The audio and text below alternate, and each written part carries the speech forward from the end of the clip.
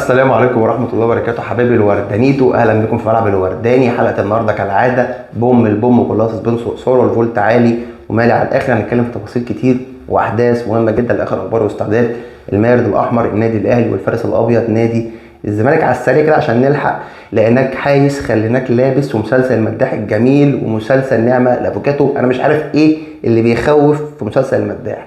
نتشت امبارح 7 حلقات، مفيش حاجة أكتر مسلسل بيضحكني. المهم عشان ما ننساش نوضح كل حاجه بالتفصيل، بس في البدايه رجاء من كل خاطر حبايبي قبل ما نبدا في الحلقه مع بعض نصلي على اشرف الخلق سيدنا محمد. اللهم صل وسلم وبارك على سيدنا محمد وعلى اله واصحابه الطيبين الطاهرين عدد خلق قرد نفسك وزنة عرشك ومداد كلماتك. ورثنا الوالدي بالرحمه والمغفره، اللهم ارحم ابي رحمه واسعه واغفر له واجعل نار شفيع الله يوم القيامه. اللهم نور قبره واجعله روضه من رياض الجنه. اللهم اسكن فردوس الاعلى مع النبيين والصديقين والشهداء والصالحين وحسن اولئك رفيقا وموتى المسلمين اجمعين. ربنا يحسن خاتمتنا جميعا، ربنا يحفظ اخواتنا فلسطين وينصرهم ويزيل هذا الكرب وبلاء الغشم الضعيف، امين يا رب العالمين. وما تنساش يا حبايبي اخوك قبل ما نبدا في الحلقه مع بعض فضلا وليس امرا اللايك والشير وتعمل اشتراك في القناه وتفعل زر الجرس وان شاء الله كل جديد بننزله احنا مكملين بفضل الله ثم دعمكم المستمر لينا. وانت وزارك يا حبايبي اخوك، ويلا بينا نبدا بسم الله. ويا ريت ندعي لاخونا اللاعب احمد رفعت لاعب نادي مودرن فيوتشر بالشفاء العاجل، فكثره الدعاء تغير القدر. اللهم اشفيه شفاء عاجلا غير اجل، شفاء لا يغادر سقما وجميع المرضى في العالم امين يا رب العالمين. ويلا بينا نبدا بسم الله الرحمن الرحيم.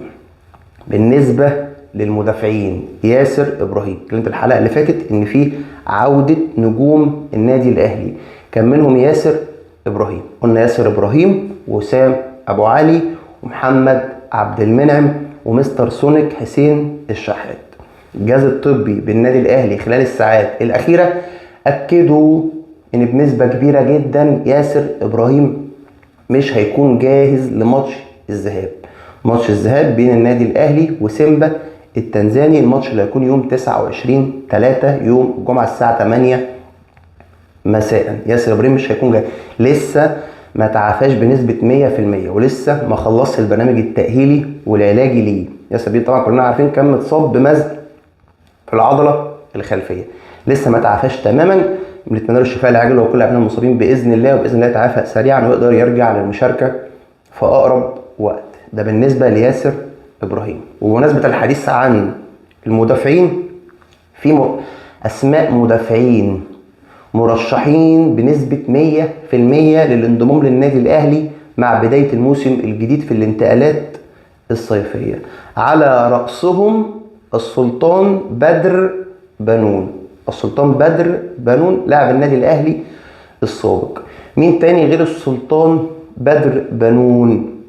وبرده في حاجه ليها علاقه بمحمد عبد المنعم نقولها بالمناسبه في الاول. محمد عبد المنعم لحد دلوقتي عاوز يجدد للنادي الاهلي لمده موسمين فقط لا غير، لمده موسمين فقط لا غير. والمسؤولين بالنادي الاهلي عاوزين يجددوا له اكتر من كده، اقل حاجه 3 مواسم. وطبعا محمد عبد المنعم مش موافق وعاوز يحترف، وكان ماضي مع شركه لتسويق الاحتراف وكل الكلام ده. المسؤولين بالنادي الاهلي مش معترضين وفاتحين الباب للاحتراف قدام اي لاعب، بس بشرط العمليه مش هيصه وكوسه. زي ما رغبتك الاحتراف واحنا موافقين، لازم برضو زي ما انت هتستفيد احنا كمان نستفيد. والنادي الاهلي طبعا اي حد بيدخل النادي الاهلي بيستفاد، والنادي الاهلي اضافه لاي حد. المسؤولين بالنادي الاهلي باختصار حاطين رقم عشان يوافقوا على الاحتراف لمحمد عبد المنعم ما يقلش عن 5 مليون دولار. ده بسم الله الرحمن الرحيم. جالك العرض ده يا باشا، يجيلك بقى من اي حته، جالك اتفضل مع السلامه. نرجع تاني بقى لابرز المرشحين اللي هم المدافعين، السلطان بدر بنون واياد العسقلاني مدافع روستوف الروسي ولاعب نادي الاسماعيلي السابق. مارسيل كولر معجب جدا جدا للصبح بامكانيات اياد العسقلاني. وسيف امام مدافع فاركو، وعمر فايد المحترف في الدوري التركي، ومحمد اسماعيل ومصطفى العش ثنائي نادي زد.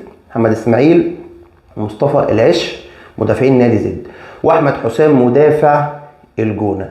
دول اسماء المدافعين اللي مارسيل كولر هيختار افضلهم واكثرهم خطوره. مارسيل كولر بيحب نوعيه المدافعين وهم طوال، ومش بس قوه وسرعه والكلام ده، لازم يكون فنيا عنده القدره على تحضير وبناء اللعب من خط الظهر. والانطلاقات والكلام ده كله، وعنده رؤيه وكل الكلام ده. وياسر ابراهيم هيكون جاهز باذن الله بنسبه 100% في ماتش العوده اللي هيكون في القاهره، النادي الاهلي وسيمبا التنزاني. ياسر ابراهيم هيكون جاهز بنسبه 100%. المسؤولين بالنادي الاهلي عدلوا عقد، دي المفاجاه بقى، عدلوا عقد اوفا مصطفى شوبير لمده موسمين، جددوا له عقده وعدلوه من الفئه الثالثه الراتب بتاعه للفئه الثانيه. اوفا قسما بالله بعد اللي قدمه ده يستحق راتب الفئه الاولى، ويستحق انه يجدد لمده 5 مواسم مش لمده موسمين. لا حارس واعد وثبت نفسه وقدر يكسب ثقه جماهير النادي الاهلي وكسب الرهان.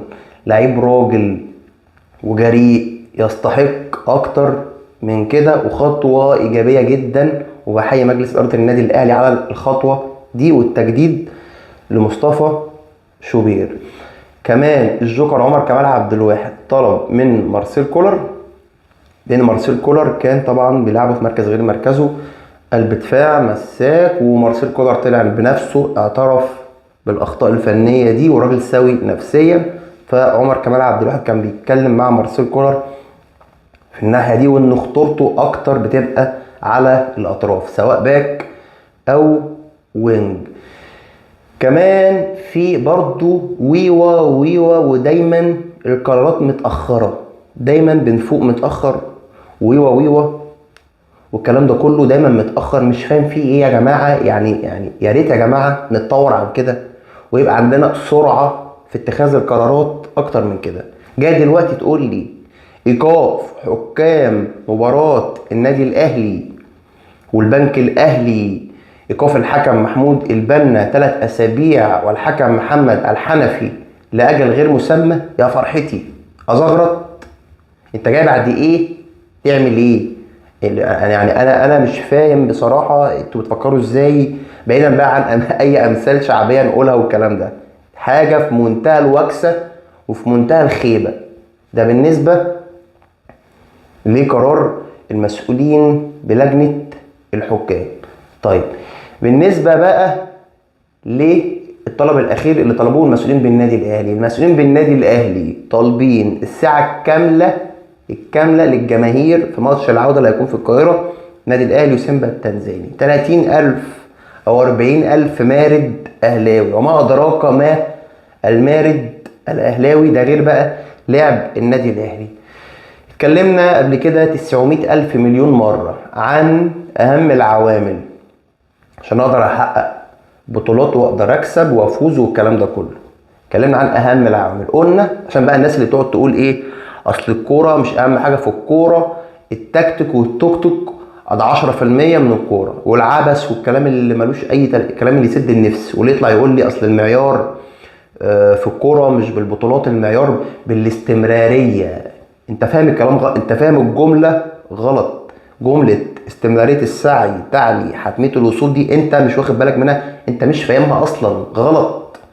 انت مفيش الشرط اصلا، اهم شرط اللي هو الاستمرارية ده اللي هو في اول الكلمة، استمرارية السعي تعني حتمية الوصول، مش موجود. طلع تقول لي كمان غير ان انت فريقك مفيش استمرارية ومفيش اي حاجة خالص، طلع تقول لي اهم حاجة المعيار في الكورة بالاستمرارية مش بالبطولات.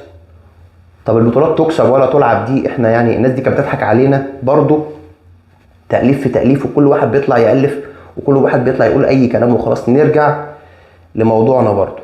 اهم العوامل بقى غير التكتيك والكلام ده كله، غير الروح والجرينتا والشراسة والروح والجرينتا وموت نفسي في الملعب لاخر ثانية والكلام، الاداء المنظم، عكس بقى اللي هم بيهبدوه لك التكتيك مش اهم حاجة، اللي هو التكتيك كل حاجة في الكورة، وال10% بقى اللي هم الروح والجرينتا والكلام ده كله، او ال20%. اهم حاجه الاداء المنظم والتكتيك المنظم والخطه. هو تحضير اللعب ده ايه؟ الجمل اللي بنشوفها في الماتشات دي ايه؟ ال1 2 ده ايه؟ التيكي تاكا والميكي تاكا ده ايه؟ انا عايز افهم حاجه، هو ده مش كله تكتيك ولا ده كله كده بيجي صدفه؟ يعني بنبقى نازلين كده مش عاملين مش في دماغنا اي حاجه في اي حاجه، وباص يا جدع وهات يا جدع وارفع يا جدع وخلاص. ده الحجوزه بيبقى فيها تكتيك، الحجوزه الخماسي بيبقى فيها تكتيك. الكلام ده كله ما فيهوش تكتيك. انت يعني يا جماعه يا نقول كلام في محله يا نقول حله. المهم اهم العوامل لو شفنا كعاده النادي الاهلي.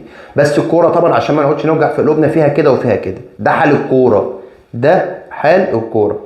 ما اجيش بقى في الماتشات المهمه واعمل الحالات اللي هي الاستثنائيه اللي هي بتخسر وتضيع بطولات والكلام ده. نعمل ايه؟ اداء منظم، تكتيك منظم، رتم سريع في اللعب، ضغط عالي، ضغط متقدم امتى في الماتش، تنوع في اللعب، اختراقات، فتح مساحات، ادوار لا مركزيه، تحرر في اللعب سواء في التحرر بالكوره او بدون كوره، بناء هجمات، تعديل اللعب من الخلف، الكلام ده كله، الكرات الطوليه، الكرات العرضيه، ده كله مهم جدا. يكون في استخلاص للكره بسرعه، يكون في شراسه هجوميه، يكون في رتم سريع في اللعب، المسافات امتى تكون مسافات قريبه، امتى افتح مساحاتي في اوقات معينه من الماتش. دي اهم العوامل. واهم بقى اهم فوق اللي هو فوق كل الكلام ده، استغل بقى اشباه وانصاف الفرص، مش بس الفرص المؤكده، واجيب اجوان واترجم كل الكلام ده اللي هو بقى ايه، البطولات تكسب ولا تلعب. انا بقى ابقى عايز ابقى بلعب واكسب في نفس الوقت برضه. دي اهم العوامل. ما يكونش بقى في ميس باص والكلام بقى اللي ملوش لازمه، كلام الماسخ، كلام اللي يسد النفس. ليه الميس باص ده بيجي من ايه؟ انا مش مركز، انا مش في حالتي بنسبه 100%. طب انت وراك ايه غير كوره؟ اكل عيشك في الحياه الكوره، يبقى دماغك ده ذهنك لازم يبقى صافي للكوره، بعيدا بقى عن اي مشاكل، بعيدا عن اي حاجه، ذهنك لازم يبقى صافي. دي اهم العوامل اللي لو قدر لعيبه النادي الاهلي كالعاده يطبقوها قسما بالله يكسبوا اي حد.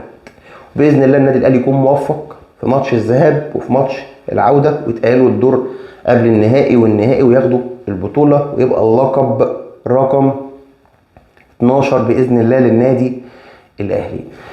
بالنسبه بقى لاخر اخبار الفارس الابيض نادي الزمالك، لا حول ولا قوه الا بالله العلي العظيم. الغيابات عندنا غيابات بالكوم، عبد الله السعيد، ناصر ماهر، سيف فاروق جعفر طبعا لعدم القيد الافريقي، محمود حمدي الونش قلب دفاع نادي الزمالك ومنتخب مصر، محمد عبد الشافي وابراهيم نضاي، حط معاهم رؤى للاصابه بشد في العضله الخلفيه صف التمرين النهارده، حاجه كده يعني ربنا يستر ولا حول ولا قوه الا بالله.